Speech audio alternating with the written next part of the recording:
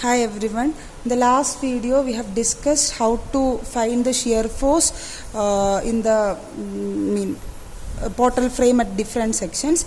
So we have found the shear force at the first floor level as 10 kilonewton, the second floor level as 30 kilonewton, and the third floor level as 50 kilonewton. So here it is 10, 30 and 50 kilonewton each in each direction. Okay, so this is we have found in the previous video. So in the next is how to find column moments.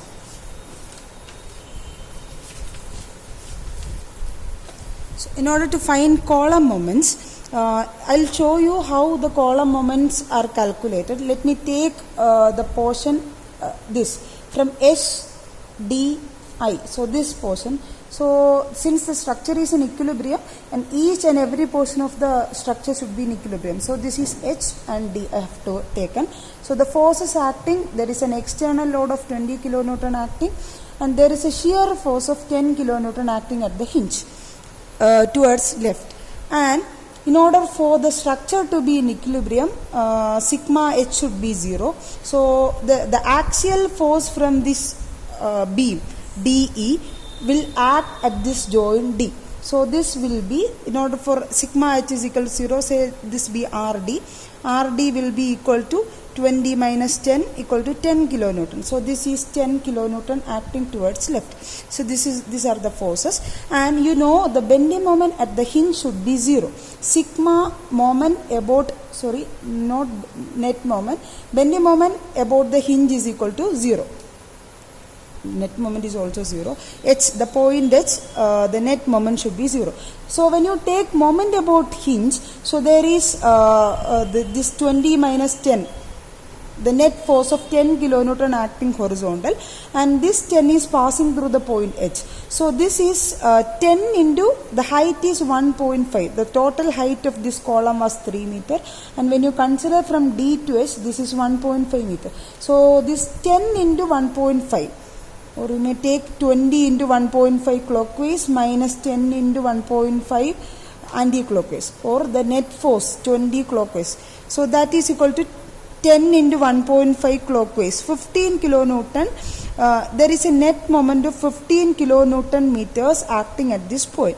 So that should not occur. There should be 0 moment at this point. So in order to counterbalance, there should be an anti-clockwise moment of 15 kilonewton meter at this point, at this column level, at the top level. Is it clear? So this 20 kilonewton force is acting horizontal towards right. This is the reaction or the axial force from the beam DE, and that is acting towards left. So that we have found using the equilibrium condition. Then this, when you take the moment about the hinge H, that should be 0. And when I took the moment about the hinge, this is 20 into 1.5 minus 10 into 1.5. The net moment should be 0.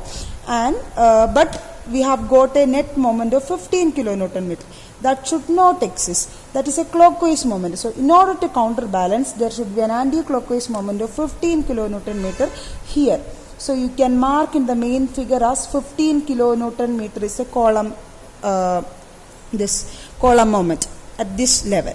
So if you consider the bottom of the column, if you consider the column alone, this, if this anti-clockwise moment of 15 kilonewton meter acting like this, there should be a moment like this in order to balance this. So the column moment in this column CD is 15 kilonewton meter as shown in the figure. Okay, so now if you consider the next story level, here also the same condition apply. So in general you can for an easier way, so the shear force into the half distance of the column you will get the bending moment, and that too in the anti-clockwise direction, since the shear force is acting towards left. Since the load is acting towards right, you have got the shear force is acting towards left. So if the shear force is acting like this, or the portal frame is subjected to a horizontal load in the right direction, you will have an anti-clockwise moment in these columns. Okay, so that we'll discuss later in detail about. So the moment in the column CD is something like this. And if you consider the next column, you can simply write the shear force in this column, that is 30 kilonewton into half the height of this, that is P into H by 2, and that too anti-clockwise. Minus P into H by 2 is the shear force at any column level. And this is, I have explained how it comes, how that P into H by 2 comes. So if you consider MDC is minus 15 kilonewton meter, and again MCD you can write, it is again 15 kilonewton meter anti-clockwise. Then if you consider the next column bending moment in MCB, that will be minus P at that level is 30 into H by 2. Height of that column CB is 3 meter by 2, H by 2. This is minus P into H by 2. So that is minus 30 into 1.5 minus 45 kilonewton meter. So that you can mark as minus 45 like this, anti-clockwise 45 kilonewton meters. So similarly BC also the same, you will get minus 45 kilonewton meters, as in I have explained earlier. So if you consider the bottom column, here the force P is 50 kilonewton. So MDA is nothing but minus 50 into the height. The height at the bottom story is 4 meter. So 4 by 2 is 2. So it is minus 50 into 2. This is minus 100 kilonewton meters. So here it is minus 100, minus 100. Anti-clockwise 100 kilonewton meters. So this the same occurs on the right columns also. Here also 15, 15, this 45, 45 and 100, 100 kilonewton meters. Don't forget to write the units. Okay, so this is how we find the column moments. I think this is clear for you.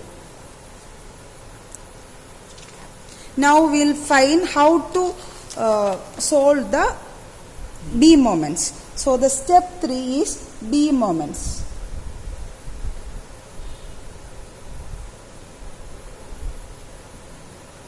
Okay, so now you may consider the frame once again. You may draw one more figure. So this is our frame. The span is 6 meters and height, the top stories are 3 meters and this is 4 meters, and we have hinges at all the midpoints.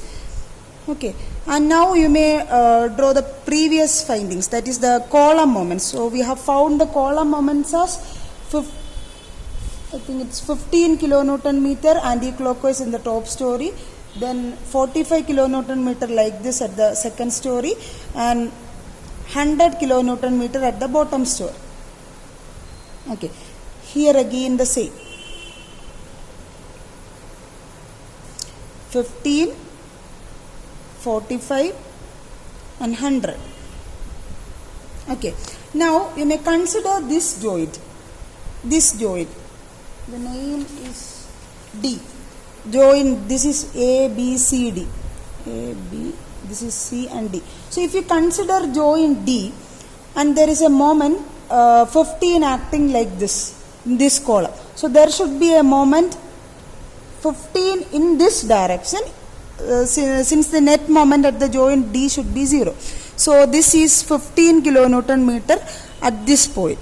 And if you consider the beam alone, DE alone, so if there is a clockwise moment at this end 15 kilonewton meter, there should be clockwise moment like this at this end 15 kilonewton meter. So this is the B moment acting at this. So this is, there is a hinge. So this is how the B moments occurs. So similarly, if you consider the top stories and if you consider the next end joint E, here there is a 15 clockwise and there is a 15 anti-clockwise. The both balances and the net moment here is 0. Okay, so if you consider the next joint C, there is 3 members meeting like this. So there is a 15 kilonewton meter acting anti-clockwise here, another 45 kilonewton meter acting anti-clockwise here. So there is a net anti-clockwise moment of 15 plus 45. There is a total moment of 60 kilonewton meter anti-clockwise acting at this point. So there should be a 60 kilonewton meter clockwise moment acting at this point, so that the joint C is in equilibrium. So the moment at this level should be 60 kilonewton meters. So here again, if you calculate, this is 15 anti-clockwise, 45 anti-clockwise, net is 60 anti-clockwise, this should be 60 clockwise kilonewton meters. So this is the moment at the second floor level. And if you consider the third floor level, the joint B, if you consider joint B, there again 3 members meeting, 45 anti-clockwise, 100 anti-clockwise. Okay, so the total of 145 anti-clockwise, and there should be a clockwise moment of 145 kilonewton meters at this point, and here again 145 kilonewton meters. Okay, so we'll discuss in the remaining in the next video.